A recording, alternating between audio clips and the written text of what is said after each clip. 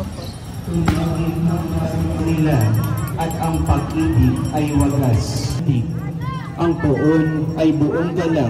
Kanya tayo, bago pa nilikha ang sumpay, ang pasasalamat ko sa Diyos. King Panginoong Jesucristo, ang dakilang Ama, na pagkalalawan niya kayo ng Espiritu ng karunungan at ng tunay na pagkakinding inaasahan sa kanyang pagkatawag sa atin. Ito ay ang kaluwalhatiang inilaan niya sa kanyang mga hinirang.